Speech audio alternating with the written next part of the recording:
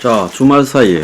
추경호 기재부 장관 겸 경제부총리가 국내 경기가 회복 국면에 진입했다. 다만 팔레스타인 하마스와 이스라엘 분쟁이 부정적인 영향을 미칠 것이 우려된다.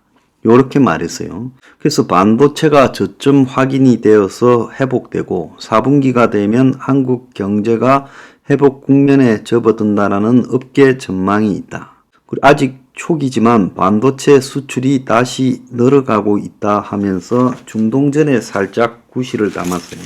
이창용이가 한국 구조개혁하면 2%대 성장하는데 정치에 달려있다고. IMF 세계은행 연차 총회가 모로코 마르케시가에서 열리고 있는데 여기에서 지금 이렇게 말했습니다. 그래서 고령화 때문에 한국의 잠재 성장률이 2%에서 더 나아진다는 게 일반적인 견해지만 일본처럼 0% 성장이라는 것은 소극적인 견해고 정치만 잘하면 성장할 수 있다. 이렇게 말했어요.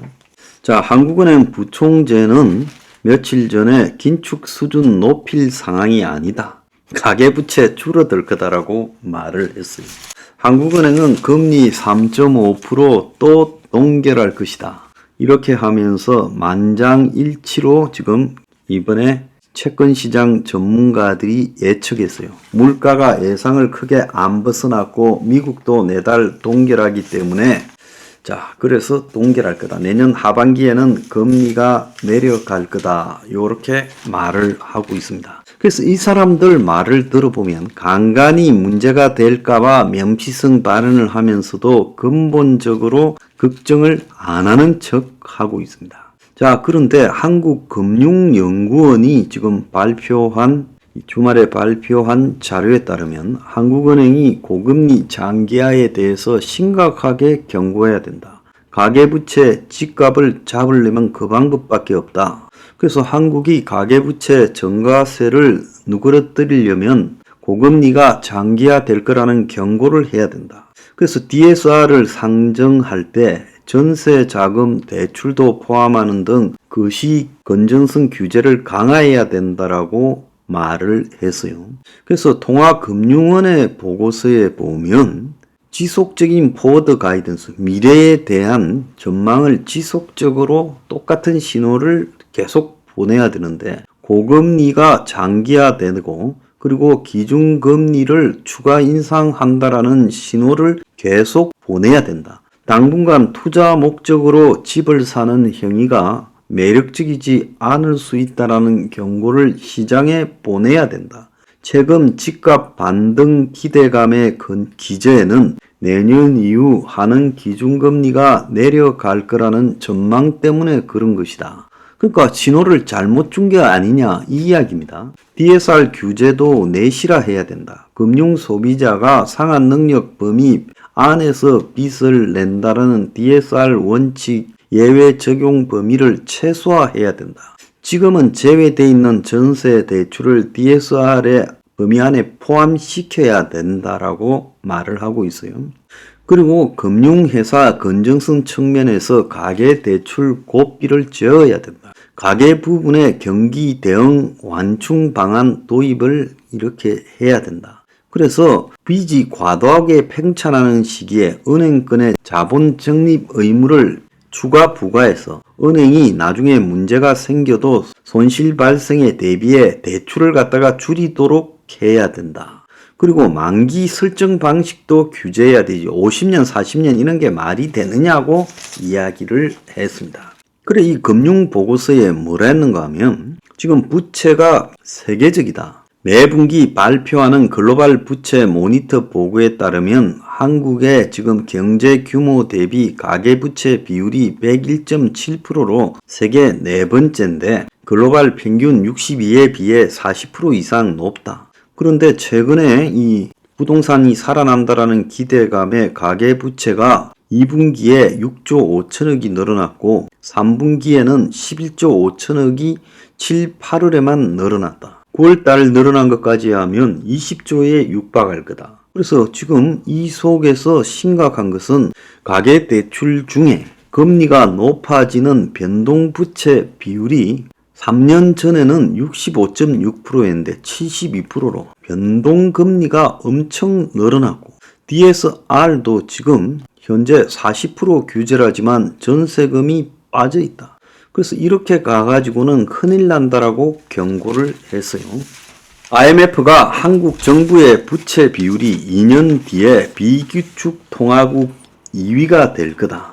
부채 증가 속도는 벌써 비기축 통화국 중에 1위다. 올해 54.3에서 2025년 56.5가 예상이 된다. 이러면서 지출을 줄여서 부채 증가 폭을 관리해라.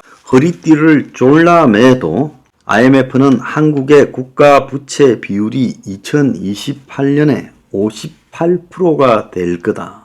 화폐 국제 통용이 안 되는 비기축 통화국이라서 빚 늘면 취약해질 수밖에 없고 재정 준칙이 있어야 된다. 이렇게 경고를 했습니다. 자, 이 속에요. 고삐 조여도 더 풀리는 가계 대출 이런 기사가 나왔어요. 대출 수요 억제 조치에도 5대 은행이 전월 대비 2.9조, 2조 9천억, 3조 가량의 대출이 더 늘어갔다는 거예요. 5대 은행에만. 그래서 부동산 가격이 올라가고 거래가 증가하면서 주택담보대출 신용이 동반해서 올라가고 있다.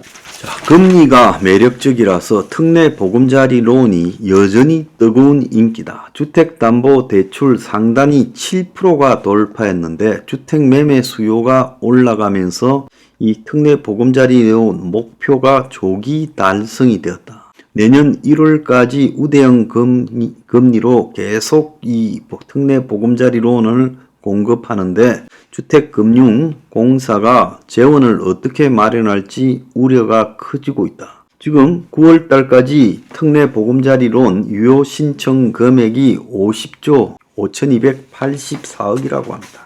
오늘 아침에 보면 고금리의 부실 채권이 급증해서 5대 은행이 1월에서 9월까지 부실 채권 3조 2천억을 털어냈어요. 작년에 2배라는 거예요. 그래서 연체율이 1년 새 0.13이나 올랐고 앞으로 코로나 금융 지원이 끝나 급격하게 더 오를 거고 5년 한시법인 기업 구조조정 촉진법이 이제 끝나면서 한계기업 줄도산이 우려되는데 부채 조정 통한 기업 구조 개선 방안이 필요하다는 거예요.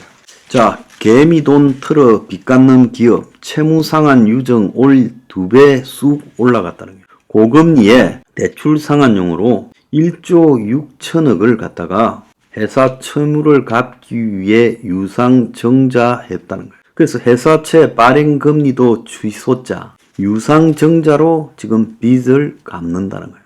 그러니까 기업들이 지금 고금리가 되니까 은행에서 지금 빚을 빨리 갚아야 그 이자 부담이 덜할 거니까 유상증자로 빚을 갚으려고 대출 상환용 유상증자가 1조 6천억. 그래서 유상증자에 자금을 쓸어가고 그래서 투자자의 피해를 증가시키고 있다라는 이야기가 나오고 있어요. 자, 이렇게 함에도 불구하고 워크아웃 동아줄이 이제 끊어져서 기촉법, 기업 구조조정 촉진법이 일몰이 되면서 자금 지원, 채무 조정 등 재활이 불가능해지면서 법정 관리는 제약이 많고 시간이 걸려서 한계 기업이 줄도산되는 상황으로 가고 있고 자율해방안이라는 것은 구속력이 없어서 실효가 의문이다. 그래서 10월 16일부터 위기에 놓인 회사가 워크아웃을 통해서 회생할 기회가 사라진다는 거예요. 그래서 워크아웃의 법적 근거가 되는 기업 구조조정 촉진법, 기촉법 연장안이 국회를 넘지 못해서 고금리, 고환율, 고물가의 여파 속에서 한계 기업들이 망하게 생겼다는 거예요. 한계 기업만 망합니까? 빚덩이 자영업자 폐업이 속출해서 여기에 은행들이 아까 말씀드린 대로 3조 2천억의 부실 채권을 정리했어요. 못 받을 돈을 아예 상각시켜버리고 헐값으로 10분의 1로 넘겨버리는 게 전년의 2배라는 거예요. 그래서 자영업자 연체액이 7조 원이 넘었으면서 폐업에 따른 공제금 지급이 역대 최대라는 거예요. 그래서 은행에 부실 채권 정리액이 점점 높아질 거다라는 거예요. 자, 한국과 미국의 물가 상승률이 겉으로 이제 똑같이 3.7%인데, 자, 점점 우려가 커지고 있어요.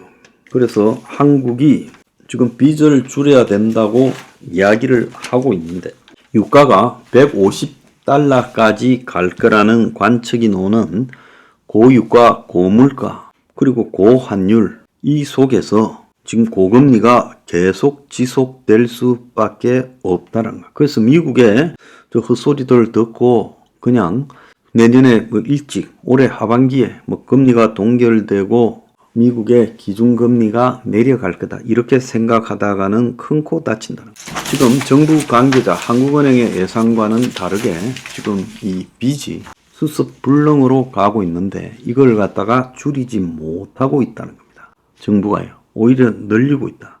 그래서 답이 없다라는 게 제가 본 겁니다. 결국 빚이 금융위기를 가져올 거다.